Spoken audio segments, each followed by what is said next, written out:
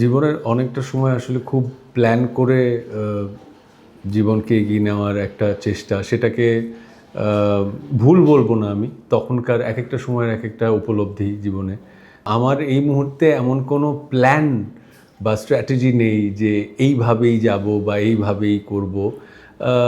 জীবনের গতি, জীবনের স্রোত যেদিকে যেভাবে নিয়ে যাবে আম সেটাকে মেনে নিয়ে জীবনে পরিপূর্ণভাবে বাঁচার,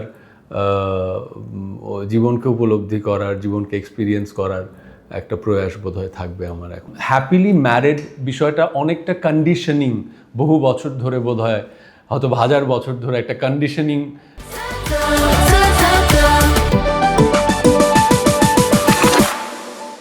সোশ্যাল কন্ডিশন করা হয়েছে যে এই হলে হ্যাপিলি ম্যারিড হয়, আর এই না হলে, একটা ইনস্টাগ্রামেবল ছবি না হলে, একটা এইটা না হলে, একটা ওইটা না হলে আর হ্যাপিলি ম্যারিড হয় না।